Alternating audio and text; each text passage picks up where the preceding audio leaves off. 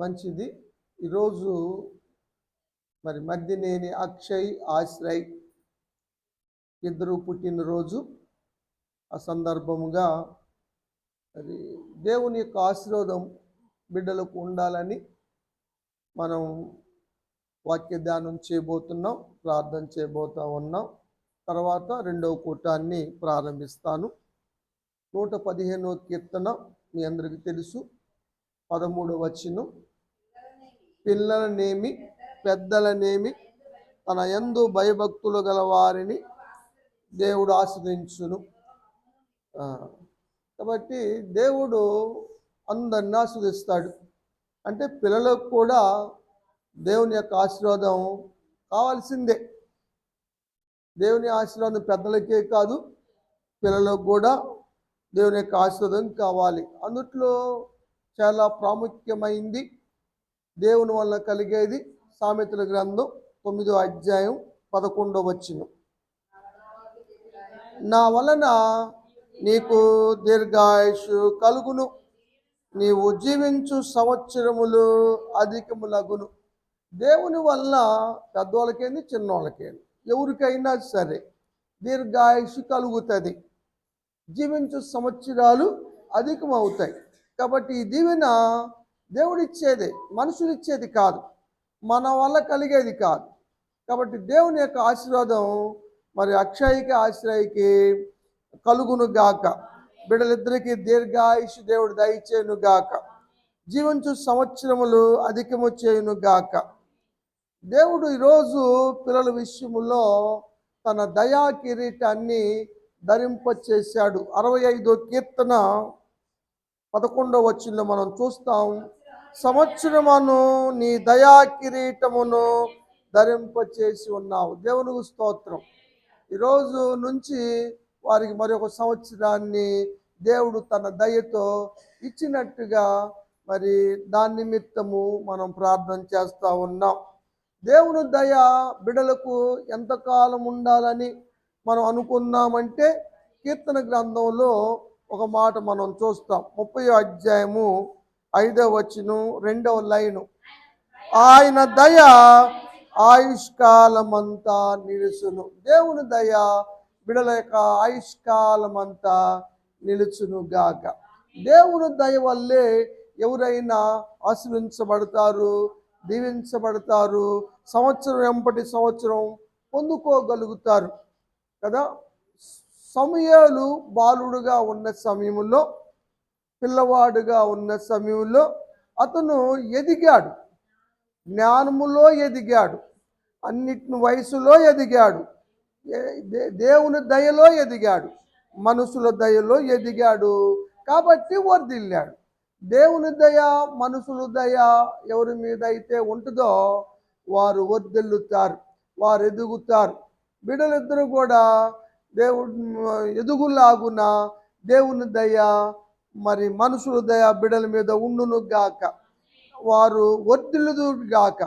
జ్ఞానమందు, వయస్సు, దేవుని దయందు, మనుషుల దయందు వారు వర్ధిల్లుదురు గాక. దేవుడు వర్ధల చేస్తూ ఉంటాడు అన్న విషయాన్ని ఇక్కడ మనం చూస్తూ ఉన్నాం. అందుకనే మనుషుల దయ, దేవుడి దయ ఈరోజు దయా కిరీటం ధరింపచేశాడు. ఆయన దయ ఆయుష్కాలం అంతిస్తాడు. సంఘం మరి సమయానికి మనుషుల దయ నుంచి వచ్చింది. శిలోహ మందిరంలోకి వచ్చిన మనుషులందరూ సమయాన్ని దీవించారు. కాబట్టి మనం కూడా ఈరోజు అక్షయ, ఆశ్రయ హైదరాబాద్లో ఉన్నప్పటికీ మనం దీవిద్దాం. మనం దీవెన అడగబోదంటారా? అరే పరలోకానికే వెళ్తుంటే హైదరాబాద్ వెళ్దా?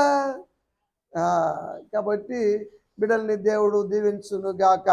మన దేవుని దయ కూడా కావాలి. ప్రార్థన ఉండటం వల్ల ప్రార్థించని వాళ్ళకి దేవుడు ఎవరి కోసమైతే మనం ప్రార్థన చేస్తామో వాళ్ళని దేవుడు చిరంజీవులుగా చేస్తాడు, వారికి క్షేమాన్ని ఇస్తాడని సొలొమోను రాసిన కీర్తనలో 72వ కీర్తనలో మనం చూస్తాం. 15వ వచనం,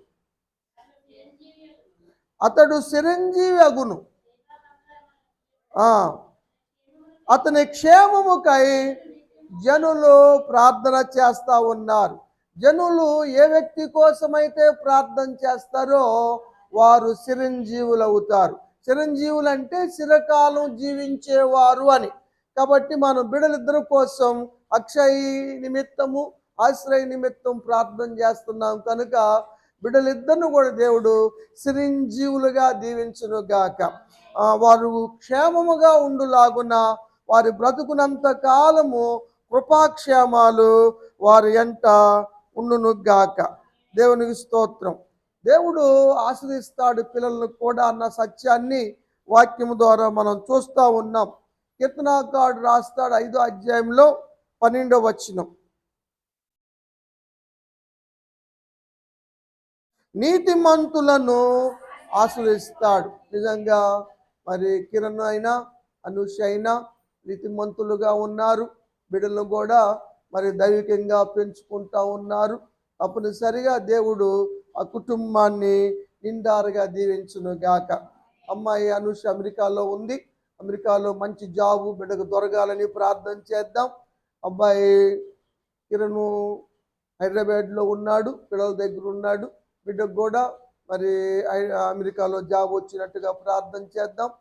మరి బిడ్డలు కూడా మరి ఎదిగి గొప్పవారు అవటానికి మనం ప్రార్థన చేద్దాం. నిజంగా దేవుని కృప, దేవుని దయ కుటుంబం మీద ఉంది, బిడ్డల మీద ఉంది అని అనటానికి ఒక చిన్న ఉదాహరణ చెబుతాను మీకు కదా. నిజంగా వీళ్ళ విషయంలో నేను నూజువీడెళ్ళి లగ్గాలు పెట్టి వచ్చాను.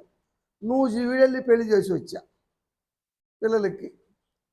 చాలా ఘనంగా జరిగింది. మళ్ళీ ఇక్కడ రిసెప్షన్ పెట్టారు కదా.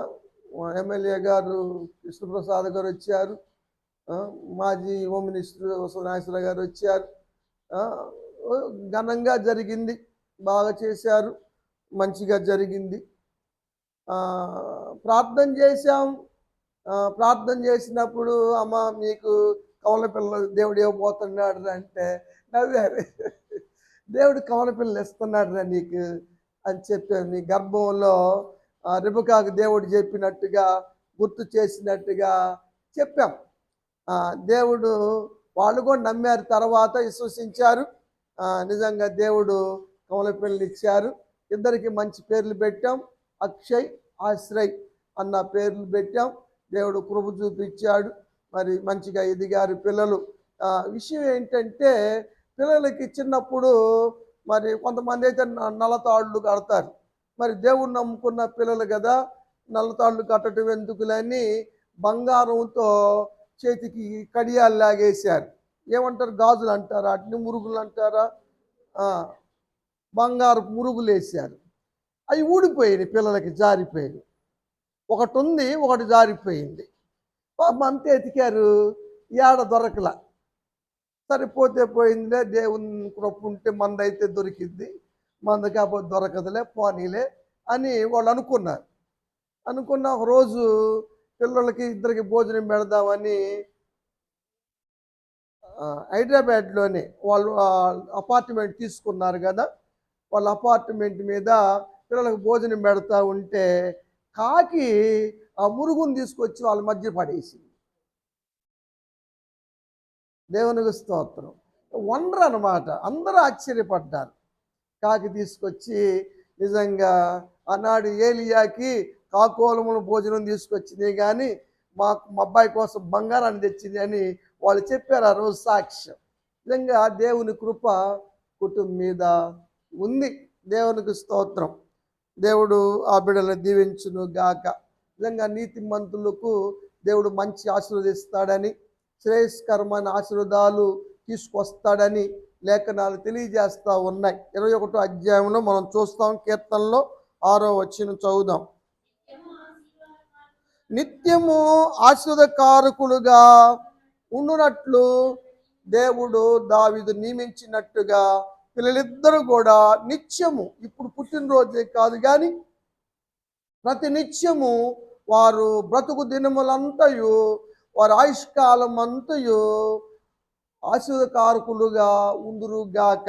దేవుడు అట్టి దీవెనను బిడలకు ఇచ్చునుగాక. చదువమ్మ 3వ వచనం చదువు. శ్రేయస్కరమైన ఆశీర్వాదములు దేవుడు తీసుకొని వచ్చాడు, వాళ్ళకి ఎదుర్కొన్నాడు. అతని తల మీద అపరంజి కిరీటం, ఈరోజు దయా కిరీటం పెట్టాడు, అపరంజి కిరీటం కూడా దేవుడు ఉంచుతాడు. చదువు. ఆయుష్ కొరకు మనం ప్రార్థన చేస్తున్నాం, దేవుడు అనుగ్రహిస్తాడు. ఎంత అంటే సదాకాలం నిలిసే దీర్ఘాయుషును అక్షయ్కి ఆశ్రయకు దేవుడు దయచేను గాక. దేవునికి స్తోత్రం. 147వ కీర్తనలో ఒక మాట చదువుదాం, 13వ వచనం.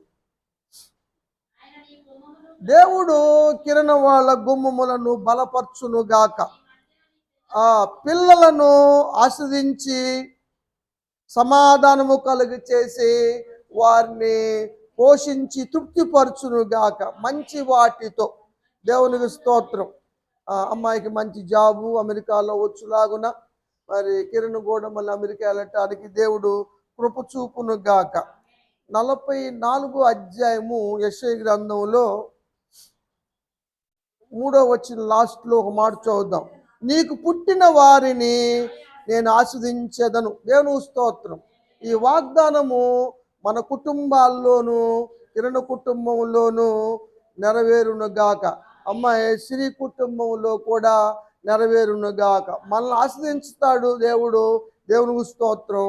మనకు పుట్టిన వారిని కూడా ఆస్వాదిస్తాడని పరిశుద్ధ గ్రంథం తెలియజేస్తూ ఉంది.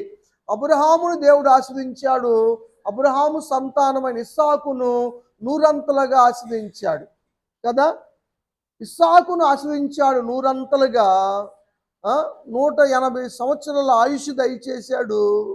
ఇస్సాకు కొడుకైనటువంటి యాకోబును కూడా 2 గుంపులంతా ఆస్వాదించాడు కదా. యాకోబు కుమారుడైనటువంటి యోసేపును కూడా ఫలించేటి కొమ్మగా దేవుడు చేసినట్టుగా మనం చూస్తూ ఉన్నాం.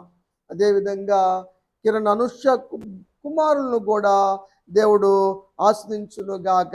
దావీదు కుమారుడైనటువంటి సొలొమోనును ఆస్వాదించి వర్ణింప సైక్యము గాని జ్ఞానం ఇచ్చినట్టుగా అక్షయ ఆశ్రయకు దేవుడు జ్ఞానం ఇచ్చును గాక. బిడ్డలిద్దరిని దీవించును గాక. మన ఆశీర్వాదాలు కూడా బిడ్డలపైకి పోవును గాక. దేవునికి మహిమ కలుగును గాక. 2వ కూటం ఉంది, అందుకని ముగిస్తా ఉన్నాను. దేవుడి మాటలు ఆశ్రయించి ఆ కుటుంబాన్ని బిడ్డల్ని దీవించును గాక. ఆమేన్.